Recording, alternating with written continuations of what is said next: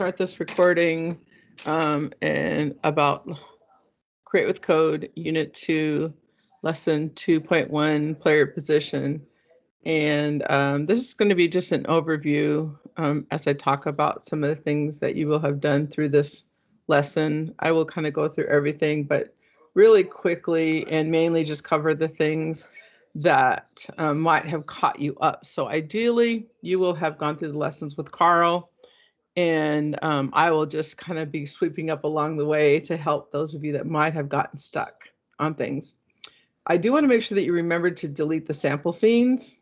This does take up a room in your files, so be sure and hit the delete on your keyboard, delete it, and then make sure you have your prototype here. And you're working in your prototype too. Just don't keep the extra scene in there. That just takes up more space. Also, don't create like an extra scene if you don't need it. Like I know some students have done that, but I've had some students that have done that, and that's just not necessary.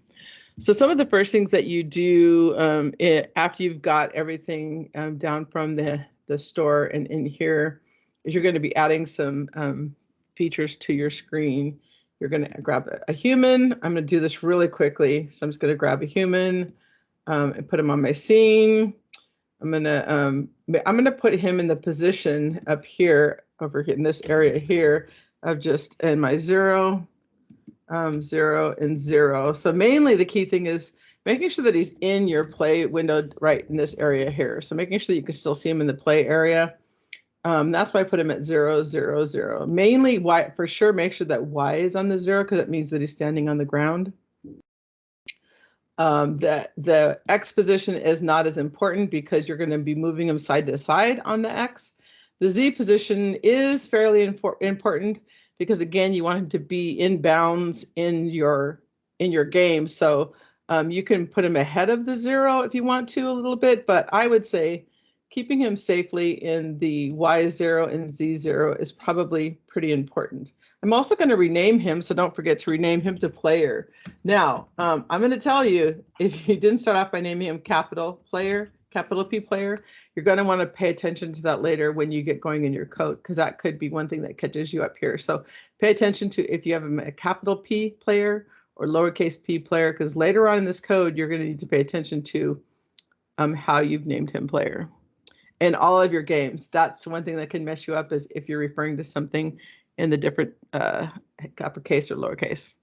The other thing you're going to do is you're going to get 3 animals and 1 food. So I'm just going to quickly grab a dog, a farm animal, and a forest animal. I'm just grabbing 3. Now, if you wanted to see what these are, and you're not sure, like if you wanted to go a little bit slower than I am here, in this view that that Carl had you set up, if you click on this and this is down like this, for most people that's down like this, just drag this area up over here and you can see a better version of those before you bring them over. Remember, you're dragging them from here onto your screen here. You see I drag them and drop them on top of each other. It really doesn't matter, but again, we want to make sure that on this, we want to make sure that the Y is on 0. So be sure and put the Y on 0 for each of them. So go through and make sure each of those have a Y of 0, so they're standing on the ground, not under or above the ground for each of those. So make sure that all the Y's are on the ground. And then also too, we're going to rename them to be doe. Doe. Chicken.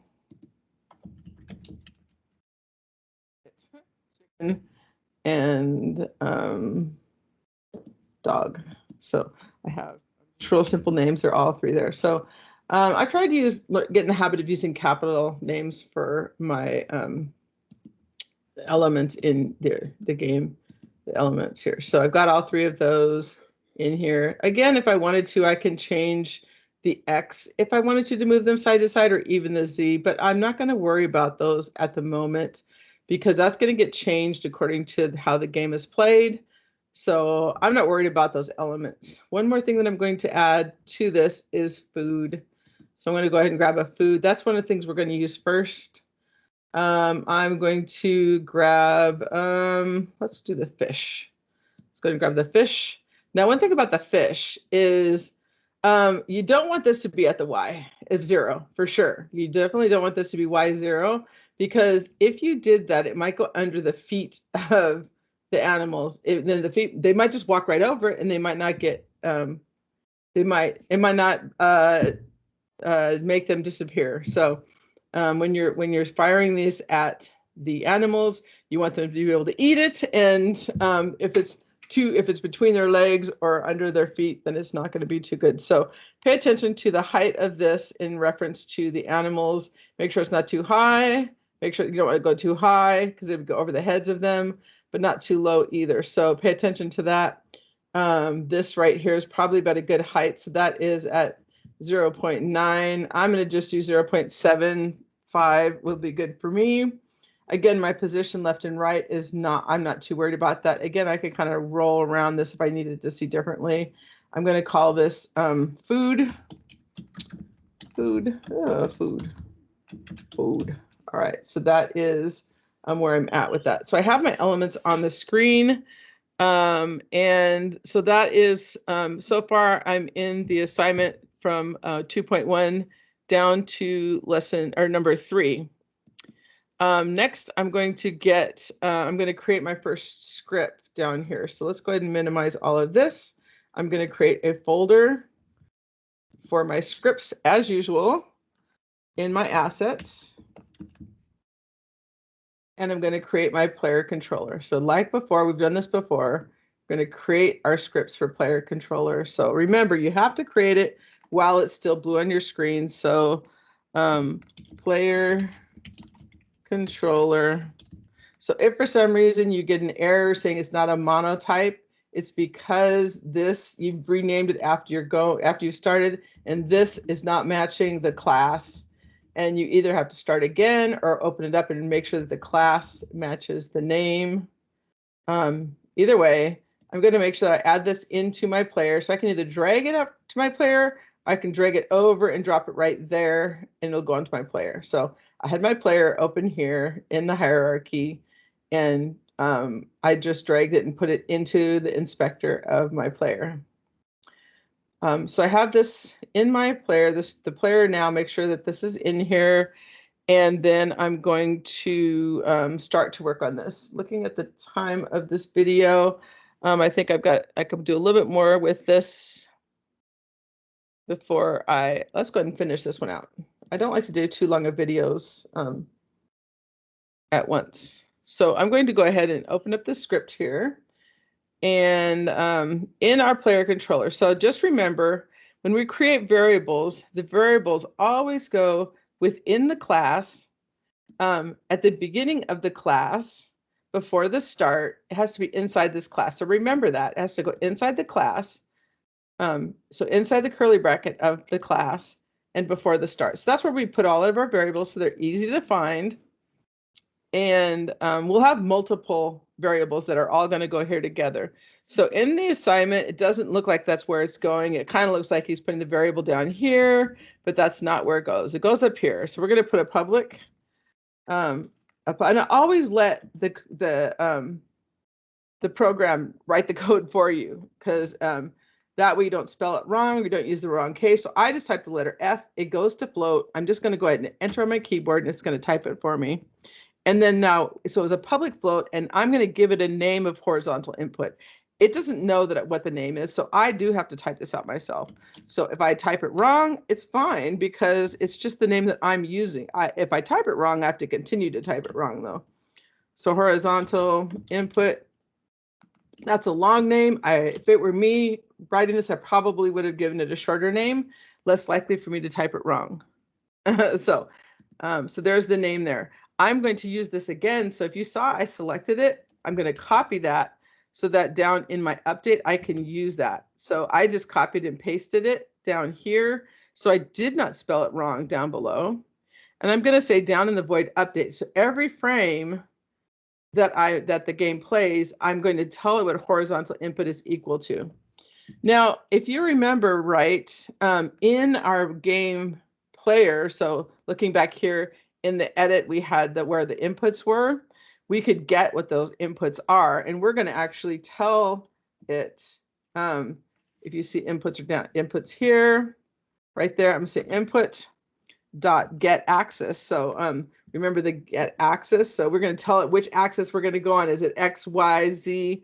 We're going to say it's going to be on the horizontal the axis. So on our horizontal, we have to spell it right though. So remember, if I spell it with a lowercase h, it's not going to know what it is. So it's on the horizontal axis. We're going to use it. So really, we put this on our player, and this is really all that we need for this to work. And I'll go out and show you exactly what that means. So really remember, if we're in edit, we go to edit and we go to project settings and we go to inputs. If you remember, we have our axes here. So that's axes means several, multiple, or horizontal. We can control with our left and right or A and B. So that's how, so remember, I have to spell it correctly. I have to spell it because we're getting our horizontal. Okay, so when I hit play, because I put this player controller on my player, I should be able to go left and right with my arrows on my keyboard. And sure enough, I cannot. So what did I do? So let's try this again. So it said that, well, actually it said that it was going. Oh, I know. So watch. I know. So I know I shouldn't be going yet, because as I do this, you'll see that over here, oops, in my player controller, what's going on? It was actually showing that it was going somewhere, but it wasn't really moving yet because I'm not telling it what to do. It's just saying I was actually moving.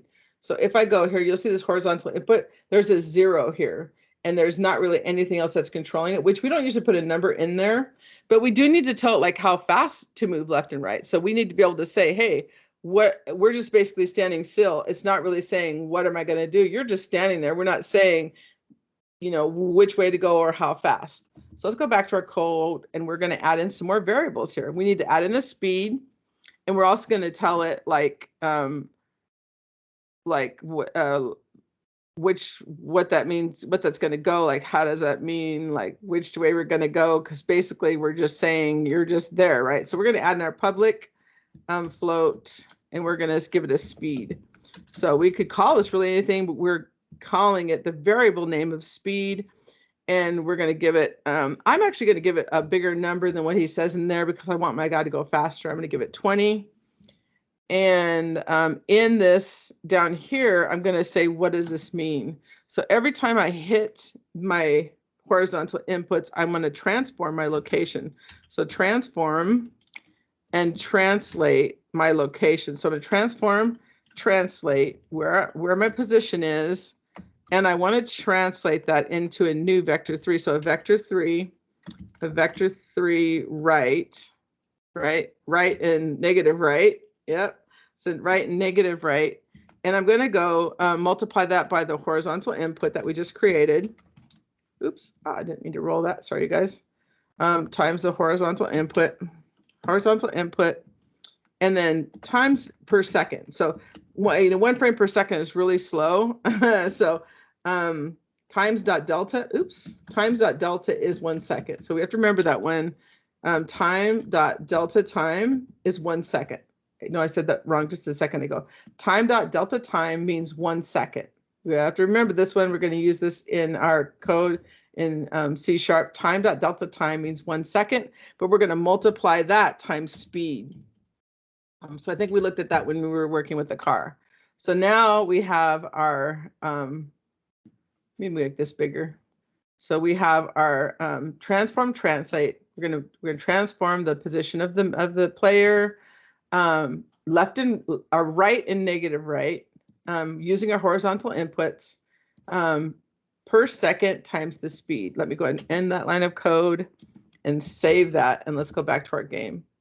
So now when I do that and I go left and right, I should have a faster left and right. Now see, my only problem here is that I don't have an end to my game. So if you look at the bottom, he keeps going from side to side. So the only thing I need to do next is to keep my player in bounds. I think I'm going to stop this recording here because it's really long. And in our next recording, I'm going to tell you how to keep him in bounds and what to do next. So let's go ahead and stop this recording, and we'll get the next one.